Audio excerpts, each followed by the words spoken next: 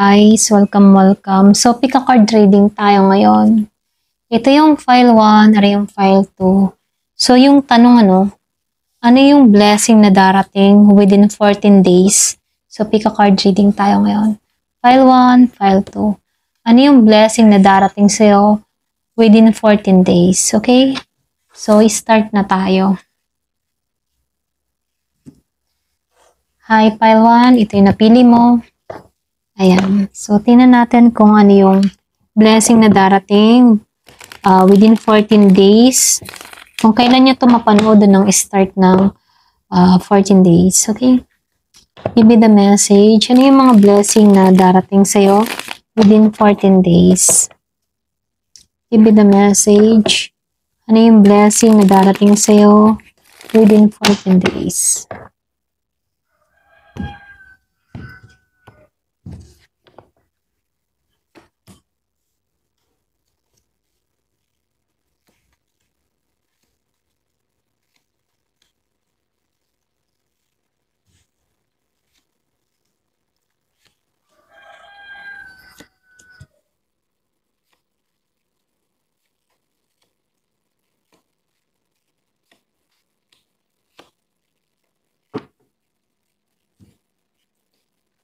So, dito, nakikita ko dito yung 2 of Swords, the 7 of Wands, then 3 of Swords dito, then lumabas din yung 10 of Swords dito, So, sa unang mga araw, lumalabas na para bang napapagod ka, emotional or mental battle, yung nararanasan mo. Posibleng may mga desisyon kang matagal mo nang iniiwasan, So, nakikita ko dito, merong sitwasyon na gusto mong tapusin pero nag-aalangan ka. Pero ngayon, nakakaramdam ka ng pagod sa pakikipaglaban, okay? Pero dito, para bang gusto mo nang isuko or bitawan yung bigat sa puso mo. Pero ito rin yung simula ng paghilom or pagpapagaling, Kasi lumabas yung 10 of Swords dito, simbolo na ending na matagal mo nang kailangan alisan, okay? Tulad ng masakit na pinagdaanan, masakit na karanasan. Pero pagkatapos nito, wala nang mas sasakit pa, puro na pagbangon na yung mga kasunod, okay? So, lumabas dito yung 8 of Pentacles, upright siya dito, then lumabas yung the Sun, and then nakikitaan ko rin dito yung Page of Pentacles reverse. So, nangangahulugan nito na yung bang tipo na pagkatapos ng mabigat na yugto, darating yung pagpapala sa trabaho, talento, or pwede ring proyekto. So, ibig sabihin, may energy ng hardworking, paying off, okay? Kung may ginawa kang plano, or pag-aaral, or pwede ring skill, development, makikita mo na may malinaw na resulta or recognition, okay? So, dito yung dasan, nakikitaan ko to ng malinaw na tagumpay at kalinawan. So, ibig sabihin, mayroon ditong isang masayang balita or healing or pwede rin personal breakthrough. So, dito sa Page of Pentacles reverse, meron lang konting mga paalala, Kumbaga, huwag kang mainip kung hindi pa agad perfect yung resulta. So, may blessing na parating pero kailangan mo pa rin mag-focus at mag-manifest ng tama, okay? So, lumabas dito yung Judgment and the 10 of Wands reverse doon and the King of Wands, Knight of Wands dito, okay, upright. So, nakikitaan ko rin dito, yung bang tipo na ito yung part ng spiritual awakening. Kumbaga, matapos mong bitawan yung mga mabibigat, nagkakaroon dito ng revert. Para bang bagong enerhiya or pwedeng bagong motivation or pwedeng bagong direksyon. So, ibig sabihin dito, yung 10 of Wands reverse, ito yung pag-alis ng stress or responsibilidad na hindi mo na dapat pasanin, okay? So, nakikita ko dito dahil nagtapos siya sa Knight of Wands upright, malinis yung galaw. Ibig sabihin, meron ditong bagong inspirasyon or isang exciting na opportunity na parating. Pwedeng trabaho, career, travel, or pwedeng creative venture, okay? So, dito, nakikitaan ko rin dito yung the tower, So, lumabas dito yung the tower. So, ibig sabihin, yung bang tipo na may tinanggal si universe sa buhay mo, okay? So, pwedeng isang sitwasyon or pwedeng isang relasyon. So, hindi na matatag pero ginagawa ito ng dahan-dahan, okay? So, hindi rin biglaan to, kaya hindi mo maramdaman yung pagbagsak dito sa the tower, okay? So, dahil lumabas ang the hangman upright, meron akong nakikita ditong tanda ng spiritual insight, then sinabayan siya dito ng the hermit, So, ibig sabihin, habang nakapahinga ka or nagmumuni-muni, nakikita mo yung dahilan sa likod ng mga nangyayari, okay? So, ito yung blessing na malalim na pangunawa at divine protection. So, para bang sinasabi ni universe na yung bang tipo na hindi kita pababayaan, okay? Binubuo kitang mali, okay? So, dito, nakikitaan ko dito, merong emotional healing na mangyayari sa'yo pagdating sa 14 days. Meron ding closures, isang matagal na sugat, okay? So, nakikitaan ko rin dito yung reward or improvement, pwedeng trabaho or skills or pwedeng personal growth, okay? So, nakikitaan ko rin dito yung rebirth moment, meron ditong clarity, inspiration, or pwedeng lakas ng loob. So, ibig sabihin, nakikitaan ko rin dito yung pag-alis ng mga toxic burden, kapalit ay kalayaan or peace of mind, okay? So, meron nung nakikitang divine insight na mas malinaw mong makikita yung purpose, ng lahat ng pinagdaanan mo, okay? Ayan. So, tingnan pa natin dito, kung ano pa yung naghihintay sa'yo, okay?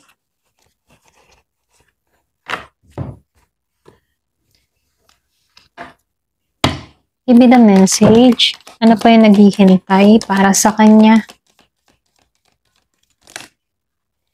So, nakikitaan ko rin dito, yung iba sa inyo pwedeng may magbuntis.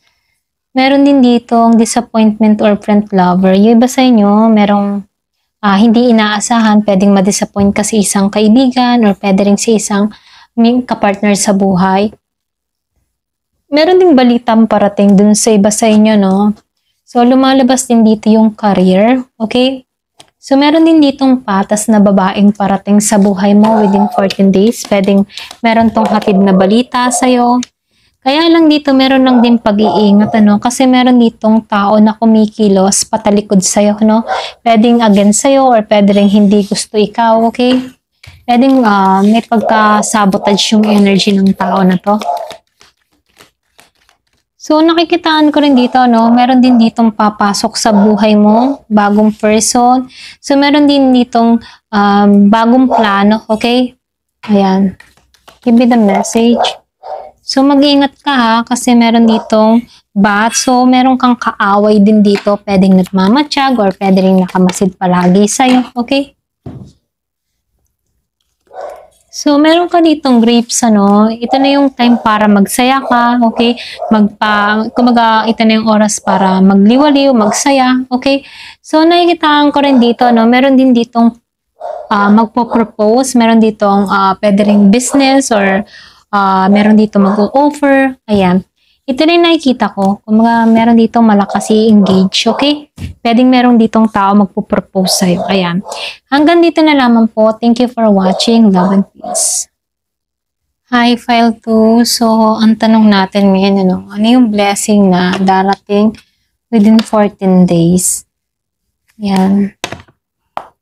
Give me the message. Ano yung blessing na darating ngayon?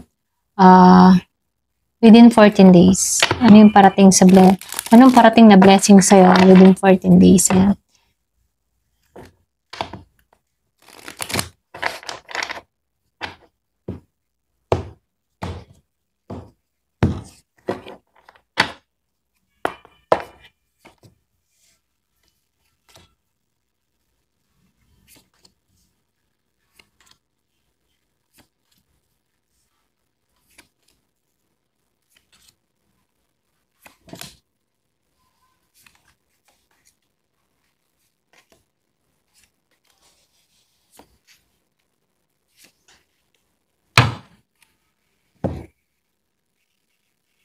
So, dito,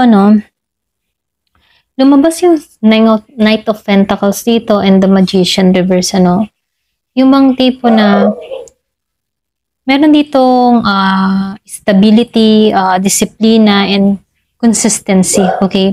So, sa unang linggo, no, maaaring dumating ka sa opportunity sa trabaho, negosyo, o isang gawaing dahan-dahang magbubukas ng pintuan ng kasaganahan, okay?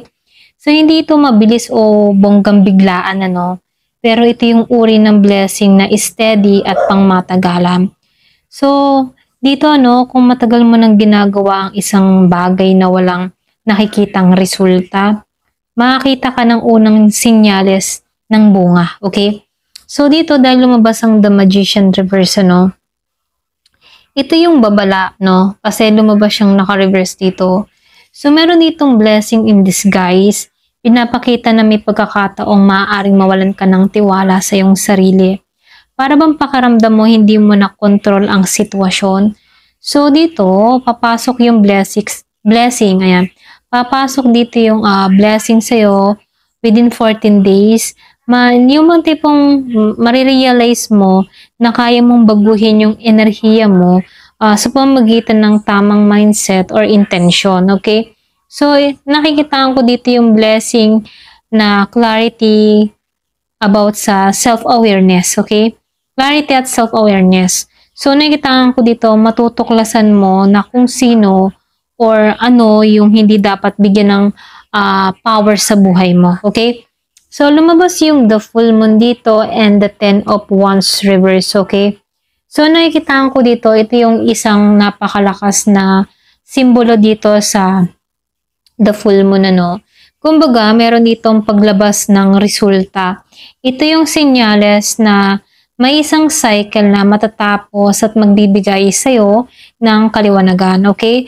So, maring isang wish or pwede rin matagal mo nang hinintay at sa loob ng 14 days, ano, makikita mo na yung unang tanda ng katuparan nito, okay? So, nakikitaan ko dito yung blessing na manifestation at emotional release, okay? So, lumabas yung 10 of wands reverse dito and sinabayan ng the lovers dito, no? So, nakikitaan ko dito sa 10 of wands reverse, napakagandang blessing nito kasi magiging magaan na yung pasanin mo, okay? Kung meron kang bigat or meron kang bit-bit na bigat, ganon, or pwede rin emotional or pwede rin mental or financial, ano. So, unti-unti mo tong bibitawan, okay?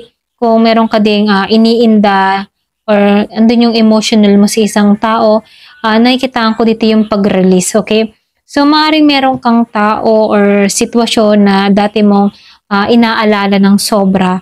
Pero ngayon, ano, ito yung panahon na makakaramdam ka ng kalayaan at paghinga, okay? So, yung blessing dito ay yung releasing at relief, okay? So, dito dahil lumabas ang the lovers of right, ano?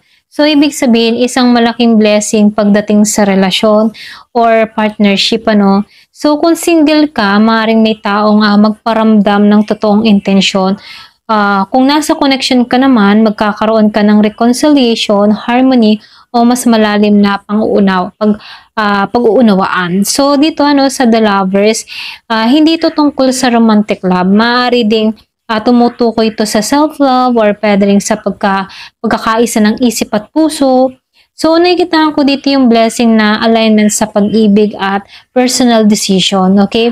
So, dito, no, dahil lumabas ang Four of Swords, the Pride, and the Tower dito, no? So, nakikitaan ko dito, meron ditong blessing ng paghinga at healing, okay?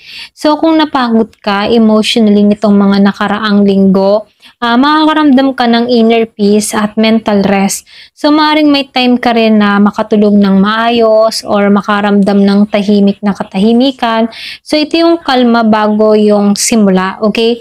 So, dito sa the Tower upright and sinabay ng Four of Cups dito, no? So, nakikitaan ko dito yung shock blessing dito sa the Tower. Kumbaga, may biglaang pagbabago or pwede ring realization na parang guguho muna yung luma pero para ito sa bagong pundasyon, okay? So, maaaring lumabas din dito yung truth revelation, ano? So, isang bagay na matagal nang tinatago sa iyong sarili, okay, na hindi mo pa matanggap. Pero kapag nalaman mo ito, magiging malaya ka na, okay? So, nakikitaan ko dito yung blessing ito na breakthrough at divine intervention, ano. So, dito, lumabas yung Four of Cups. So, nakikitaan ko dito, no, ito ba yung maaaring maramdaman mo na parang walang nangyayari o paulit-ulit ang araw-araw, no? Pero blessing ito ng pagmumuni-muni, no? So, nakikitaan ko dito, ito yung sandali kung saan tinutulungan ka ni Universe na makita kung alin talaga ang nagbibigay sa'yo, okay? Ang nagbibigay sa'yo, okay? So, kapag natutunan mong pahalagahan ang nasa harapan mo, no? So, isang bagong inspirasyon yung papasok sa buhay mo, okay? So, lumabas dito yung Nine of Swords, no? And sinabayan siya ng the world dito. So, nakikitaan ko dito isang napakalakas na blessing kasi merong healing from anxiety or fear, okay? So, lahat ng kaba, pag-aalala, or pwede ring guilt, takot na gumugulo sa isip mo, ay unti-unting mawawala, ano? So, maaaring may makausap kang tao o may mangyaring magpaparealize sa'yo na hindi mo kailangan matakot sa hinaharap, okay? So, ito yung blessing ng pag-asa at mental peace, okay? So, dito, dahil lumabas ang the world upright dito, no? So, ito yung pinakamalinaw ng tanda ng katuparan at closure, okay? So, nakikita ko dito isang chapter ng buhay mo, yung matatapos na, okay? Para magtagumpay. So, maaaring matapos mo ang isang proyekto, pwede ring commitment, cycle, or pwede ring karmic patterns, mga ganyan, ano? So, nakikita ko dito yung blessing na parating ay merong completion, success, at graduation energy, okay? So, makakaramdam ka ng confident at fulfillment sa mga darating na araw, okay? So, lumabas dito yung Nine of Swords reverse, ano? Nine of Cups upright dito. So, nakikitaan ko dito, isa ito sa pinaka magandang card kasi Nine of Cups is blessing reading, ano? Kumbaga, ito yung wish fulfillment, okay? So, may isang bagay na matagal mong gusto, pwedeng personal man or pwedeng emotional, na makakamtam mo or mararamdam mong malapit na ito, okay? So, ito yung blessing ng contentment or pwedeng joy or satisfaction. So, para bang maaari mo rin senyalis to ng self-love or pwedeng victory, pakaramdam mo buo ka na kahit walang ibang bumubuo sa'yo, okay? So, dahil lumabas yung Knight of Wands upright doon, ano, so nakikitaan ko dito yung blessing ng motivation, okay, at passion. So, ibig sabihin, kung dati parang tinatamad ka o walang gana, ano, sa loob ng 14 days, mararamdaman mo ang spark at inspirasyon, okay? So, maaaring may mga bagong project or idea or pwedeng opportunity na magpapa-excite sa'yo, okay? So, ito yung blessing ng drive at courage to take action, okay? So, dito, sa Three of Pentacles reverse, nagpapakita ito ng huling mensahe na kung saan matututo ka sa loob ng 14 days kung sino yung tunay na kasama mo, okay? So, maaaring may lumabas na issue sa teamwork or pwedeng misunderstanding, pero blessing ito dahil makikita mo kung sino yung karapat-dapat sa effort mo, okay? So, yung blessing, discernment at independence dito, no? Pagkatapos nito, mayroon ditong mas malinaw kung sino ang nasa tabi mo dahil gusto ka nila, okay? Hindi dahil sa kailangan sila, okay? So, nakikitaan ko dito, no?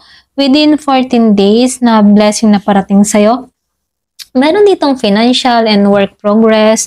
So, kahit mabagal, ano, dito sa Knight of Pentacles, meron ako nakikita ding paggising ng personal power at self-confidence dito sa The Magician, ano. So, dito, pagbuhos ng emotional healing at closure sa Ten of Wands. So, meron ditong harmony sa love life at inner balance dito sa Lovers upright, ano. So, nakikita ko rin dito biglang awakening na pagpapalaya sa'yo sa illusion or lumang pattern. So, meron ka din ditong wish fulfillment dito sa Nine of Cups. So, nakikita ko dito, meron ditong pagpapahinga and peace of mind dito sa Four of Swords. So, nakikitaan ko dito, darating sa'yo na hindi lang material na biyaya, kundi spiritual breakthrough din, ano. So, sa loob ng 14 days, mararamdaman mo ang pagtanggal sa bigat, pagbalik ng liwanag at pag-angat ng enerhiya, okay? So, para bang tinatanggal ni Universe yung mga luma para ma-manifest, tinatanggal niya yung luma para ma-manifest mo ng buo yung gusto mo, okay? Sa susunod na cycle. So, ito lang yung nakikita ko sa'yo, no? Kumbaga, ang ganda lang yung lumabas dito kasi meron ditong breakthrough na mangyayari sa'yo na kung saan tagumpay yung naghihintay sa'yo. Ayan. Hanggang dito na lamang po. Thank you for watching. Love and peace.